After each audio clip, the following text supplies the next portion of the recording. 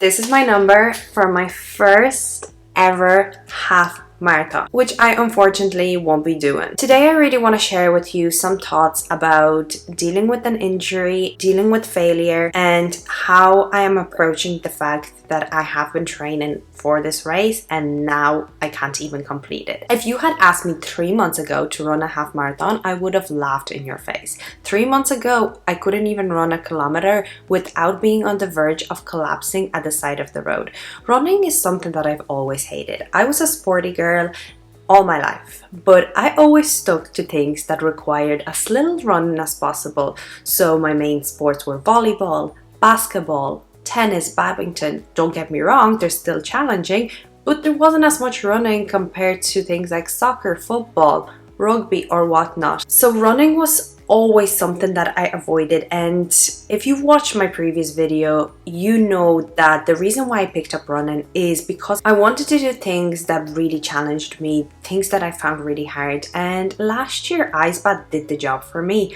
I was pushing myself outside of the comfort zone by deliberately getting into cold water, but I no longer had regular access to ice baths. And yes, you could argue I could take cold showers, but just not the same thing. So I decided that next in line was running, and that is the main reason why I picked it up. But very quickly I got hooked, and not necessarily on the running itself. I still found it a chore, I still found it hard, I still sucked, but I got hooked on the adrenaline. I got hooked on seeing myself improve every single time I went for a run, and that gave me a reward, a satisfaction, and also a motivation to keep going, because I was breaking down self-limiting beliefs. The thing that I've always told myself was, I'm not a runner. I'm crap at it, so I'm not even going to attempt it. I don't like it, so why should I do it? Until I gave myself the challenge to do it, because I wanted to increase my resilience and my ability to overcome difficult things. So the fact that I was always telling myself the narrative of I'm not a runner, and then going out there and pushing through those self-limiting beliefs gave me a sense of accomplishment. It also boosted my confidence, and I really believed that I could finish this half marathon, and this is why I was just absolutely gutted that I had to pull out from it. And I'm somebody that can tolerate a lot of pain, so this isn't only a small niggle that was preventing me from actually taking part in the marathon, but a couple of days ago I went out for a test run, and essentially I couldn't even run 2 kilometers without having to stop and walk back home. So that was really a sign to me that things aren't good. And you know what?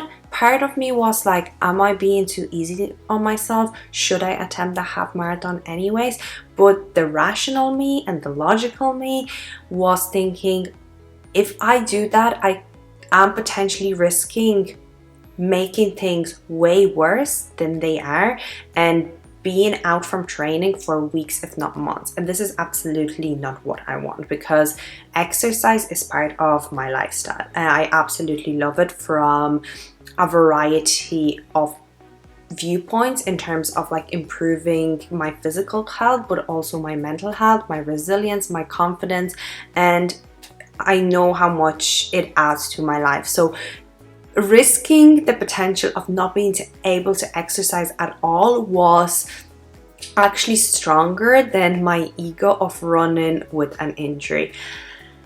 And it also just made me realize a couple of things, that we really take for granted what we have. We complain that we have to go to the gym. We complain that we have to go out for a walk or for a run when it's cold and it's raining. We complain when we have to find the time to do groceries and make our own meals. But then when those things are taken away from us, just like I was complaining about running, and then when I wasn't able to run, that's when we wanted most. That's all we want. Never did I think that I would be gutted for the fact that I'm not able to go for a run, because it is something that I despise doing. But the fact that it was taken away from me meant that it is something I took for granted of having, and now I want nothing more than just to run this freaking half marathon. Although part of me was like devastated with the reality that I'm not going to be able to complete this race, especially my type A personality. Like I am, when I set a goal, I am so focused and driven on it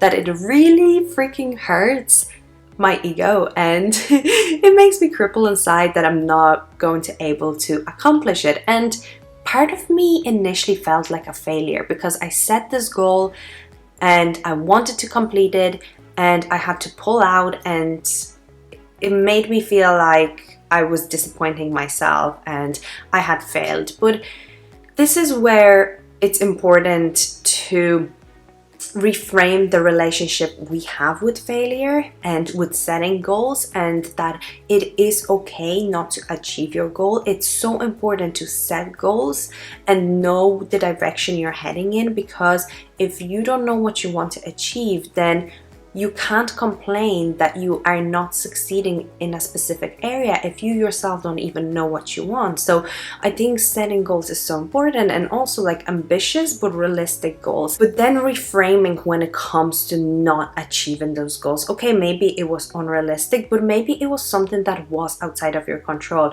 Like for me, although I was frustrated with not being able to even attempt this race, that was out of my control. Like, yes, maybe I could have taken a better approach in terms of like my training and my recovery and my mobility. Maybe there was something that I could have done better from that side, but I can only reflect back, learn from any mistakes that I probably made.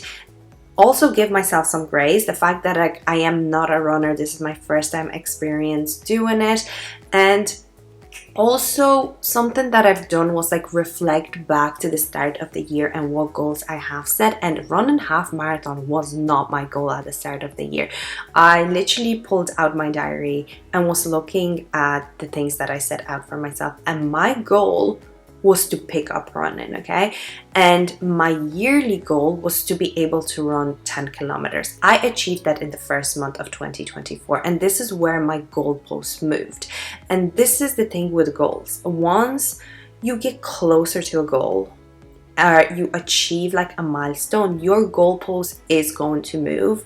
And on one hand, it's like a beautiful thing that like we are forever wanting to improve ourselves and better ourselves, but also it can be self-detrimental in the way that you don't give yourself any credit for the little milestones that you achieved. So me reflecting back to the start of my goals, that my goal for the year was to pick up running in the first place and actually able to run 10k, and here I was running 15-16k's and about to do my half marathon.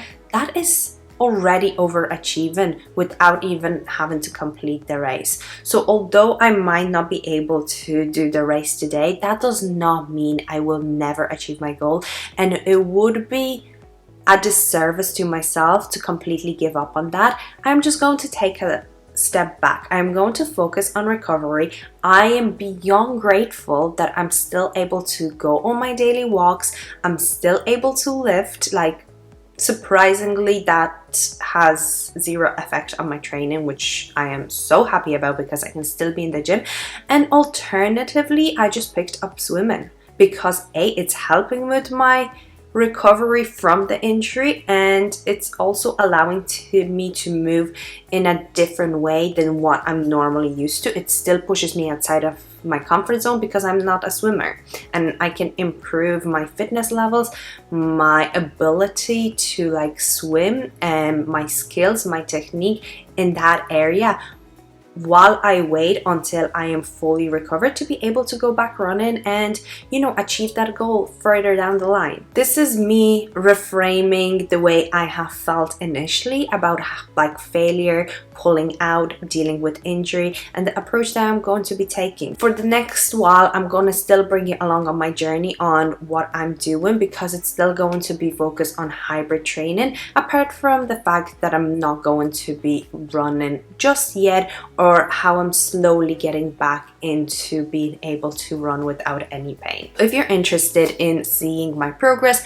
how I'm recovering, how I'm approaching my training and nutrition from now on, and staying updated on when I'm going to be able to sign up for another race and actually take part in it and achieve this new goal that I set for myself. So if you are interested in following along, then make sure that you hit that subscribe button so you don't miss out on any videos.